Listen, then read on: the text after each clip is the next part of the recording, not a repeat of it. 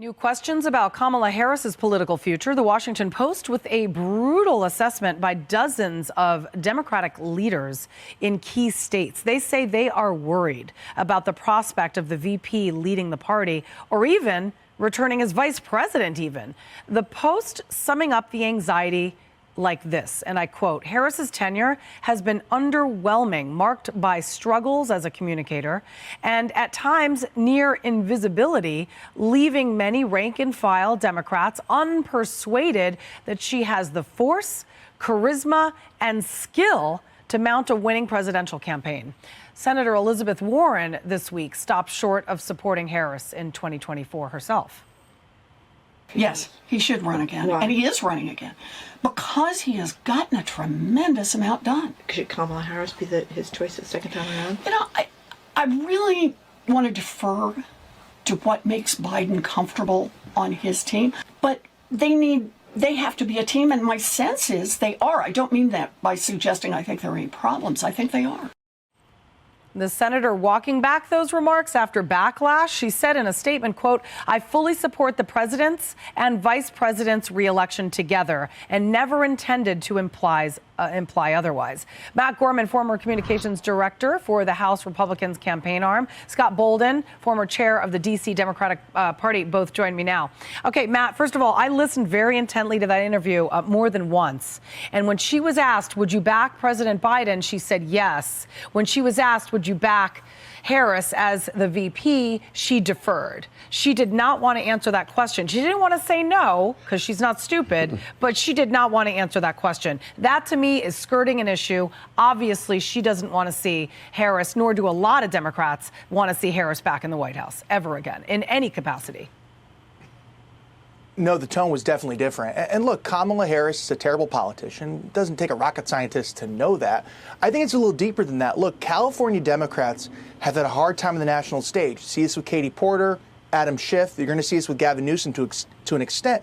Because look, if you're a Democrat in California, all you really need is wealthy friends or a compelling personal story to raise a bunch of money, carpet bomb the state with ads, and it's fairly easy to get elected with that. However, you don't need to be a good communicator. You don't need to be a good campaigner. Just make good ads. However, when you get on the national stage, face real scrutiny, you get exposed. And that's what Kamala has happened in these last several years, ever since she announced her president. California politics and the shelter there, very different than national politics. Scott, you got to admit, I don't even think the president has much confidence in his VP. No, I completely disagree. In what regard, then? What do you think he thinks she's done right? Well, she's done. I can't speak for the vice president. I'm sorry, I can't speak for Biden, but I will tell you this. She won on the ticket. She's the vice president of the United States of America. She's been an attorney general for the largest state in the union. She's been a senator, and then she ran for president. That didn't work out. And then she was chosen to be the vice president of the United States of America, the second most powerful position in this country. And so you can have a lot of criticisms, whether it's from Democratic insiders or the Republicans. But the fact of the matter is, if he doesn't run this time, or in maybe another 4 years, she is the vice president. She's going to be the vice president, and she's going to be the leader in regard to the Democrats who are going to be seeking to be the next president of the United States. Okay, but when you just described our vice president, you basically gave me her resume, but you gave me everything leading up to her getting elected to vice president. So, yeah, we know what she did in California.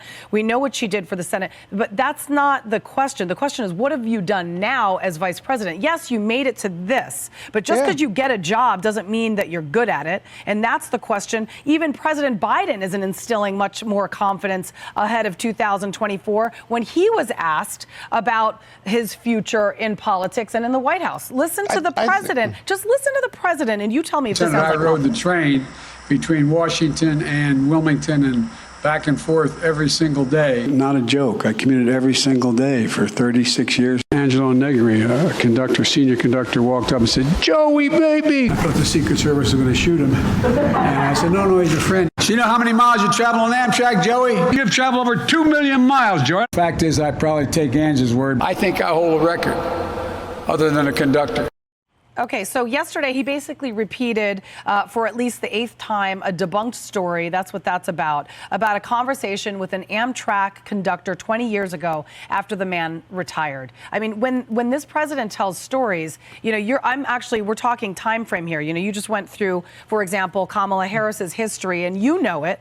But when you talk to Biden about his history, he doesn't know it. And this is a man that thinks he's going to run for president. You have to admit that he has made a lot of gaffes when it comes to recounting. I mean, I think he also said he was a truck driver at some point. I don't need to list all the examples. I think you know what I'm talking about. He's telling a story. He got it wrong in regard to who he was talking to. No? Well, he should. He certainly You're right. could have had the story right, but the facts are there. He had the conversation. But let me tell you something. Whether it's Ronald Reagan or Donald Trump or any Republican president, they too have had a number of gaffes, if you will. The man is he is in his late 70s, early 80s, if you will. He's not going to be perfect. And if I was 40 years old and the president, I wouldn't be perfect. So you can bring the criticism, but his legislative accomplishment and his work in this economy through COVID and up to now, at least from a Democratic perspective, has been nothing but positive and a ton of legislative accomplishments. That's not to be denied when he's had a Republican Party that has been opposed to him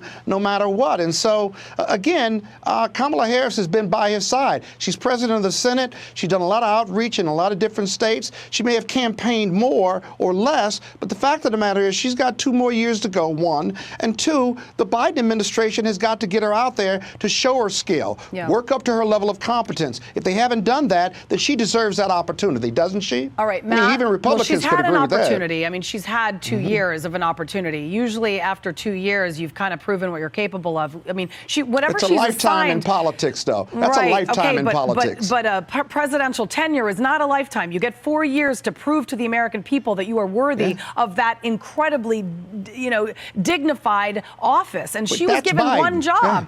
But she was given one job. Take care of the border. She's got many jobs. She's got many jobs as vice president. But she was assigned, yes, but one of the most pressing and most critical problems in this country is obviously, as you know, illegal immigration. She was given the job to find out what the root cause is of our illegal immigration, where numbers have literally tripled in the hundreds of thousands. So, you want to talk about good administrative decisions. But did you give her a magic wand? I got to give you the last word here, but I mean, administrative decisions, we're talking about hundreds of trillions of dollars in debt and overspending over the COVID pandemic that ended 8 months ago officially by him, and we're still doling out cash, and you call that good for the economy? Matt, final word. Yeah, look, she's been vice president for 2 years, ran for president before that.